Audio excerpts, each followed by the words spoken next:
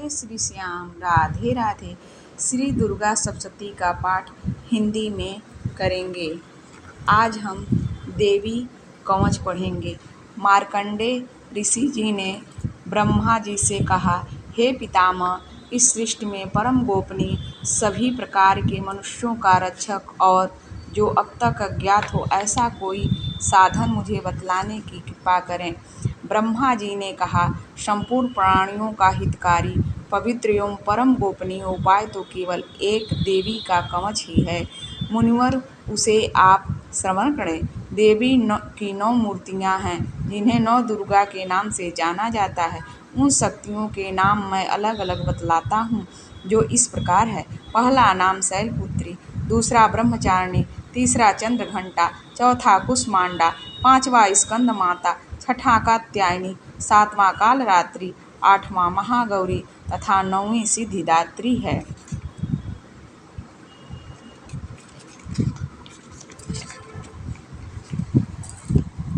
जो व्यक्ति अग्नि से दग्ध हो रहा हो, रणभूमि में शत्रुओं द्वारा आच्छादित हो गया हो अथवा भीषण संकटापन्न अवस्था में हो, तो वह मनुष्य यदि जगत जननी माँ दुर्गा के शरण हो जाए तो किसी भी अवस्था में उसका अनिष्ट नहीं हो सकता, वह किसी भी विपत्ति में नहीं पड़ सकता तथा वह शोक, दुख, भय आदि बाधाओं से मुक्त हो जाता है। हे देवी, जो लोग भक्ति युक्त होकर आपका शरण करते हैं उनकी दिनों दिन उन्नति होती है।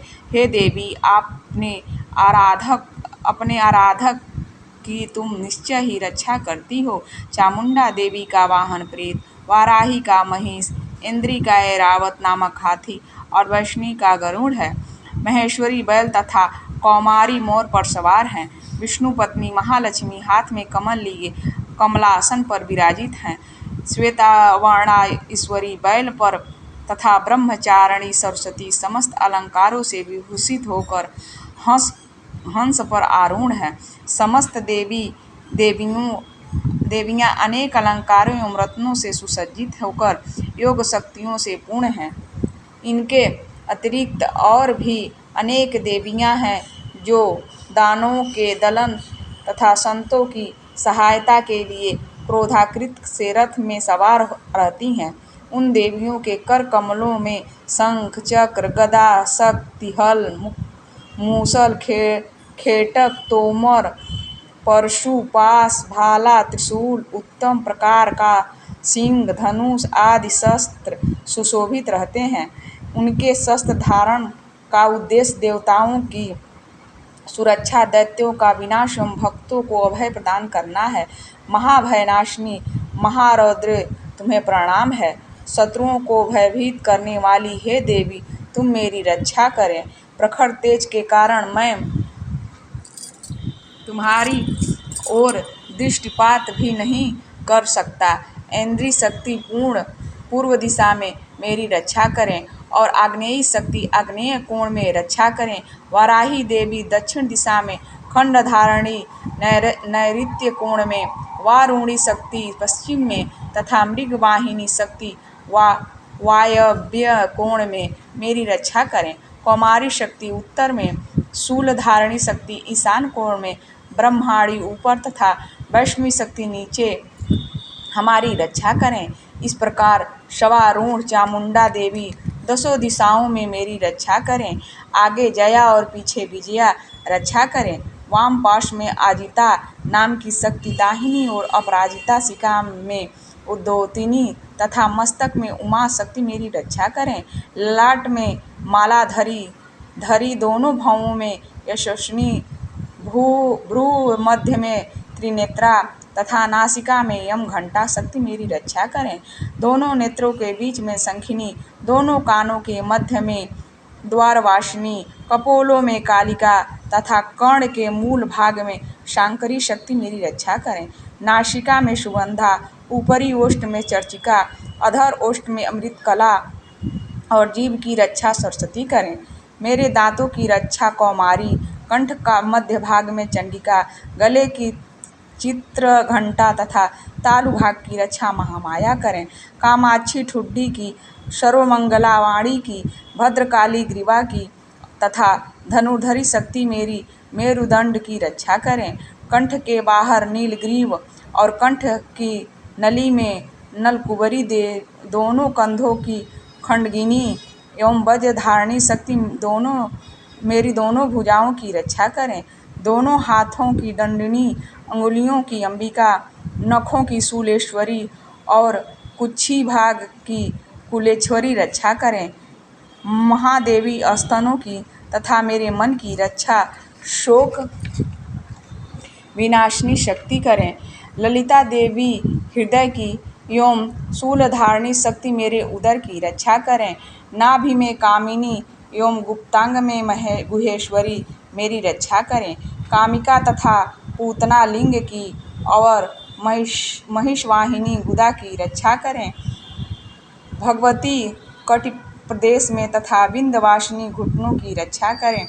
संपूर्ण कामनाओं को देने वाली महाबली मेरी जंघों की रक्षा करें।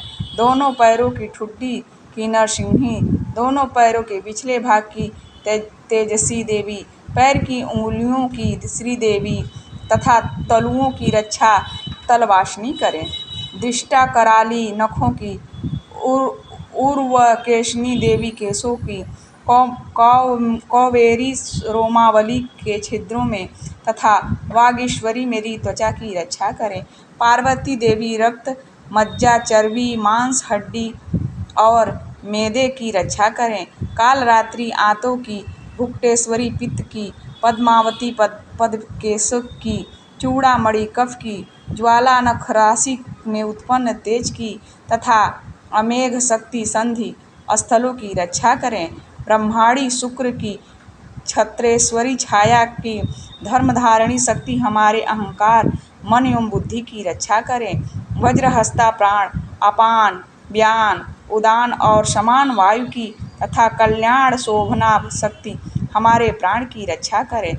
रस, रूप, गंध, शब्द तथा स्पर्श रूप विषयों का अनुभव करते समय योगिनी एवं हमारे सत्व, रज एवं तमोगुण की रक्षा नारायणी देवी करें। वाराही आयु की, वैष्णवी धर्म की, चक्रिणी यश कीर्ति, लक्ष्मी धन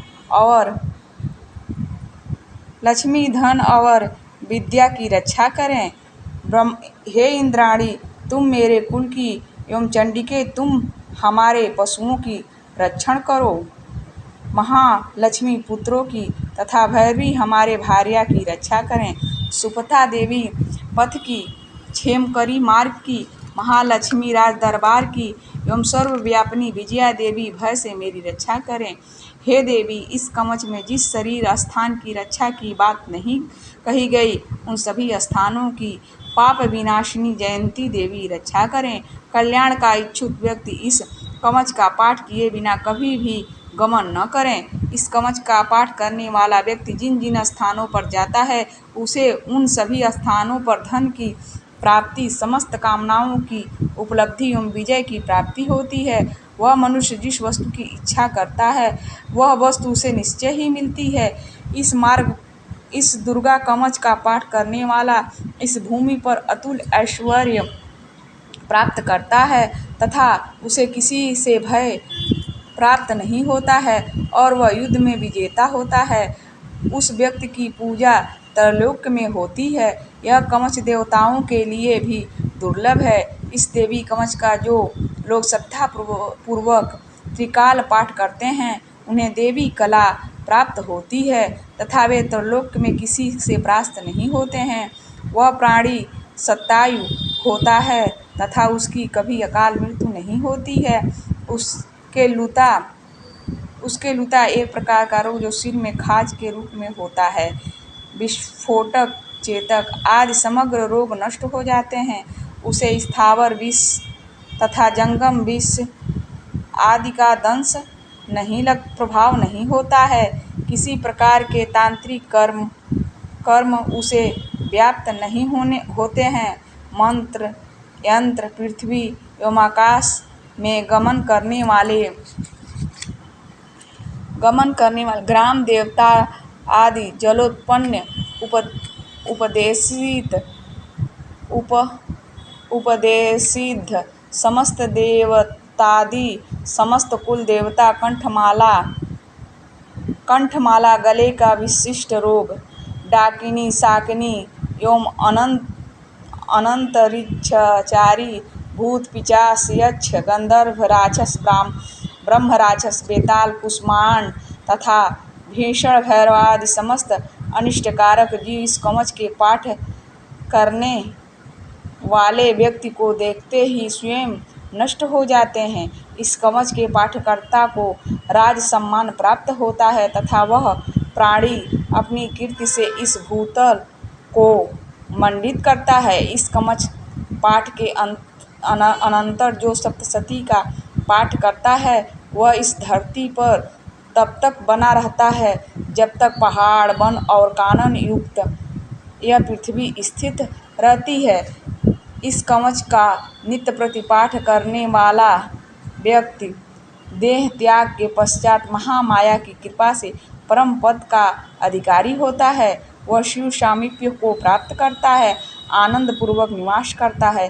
इस प्रकार देवी कवच समाप्त हुआ। अब हम अर्गला सूक्त का अगले अध्याय में पाठ करेंगे। आपको जानकारी अच्छी लगी हो तो मेरे चैनल को सब्सक्राइब कर दीजिए ताकि अगला पाठ मैं डालूं।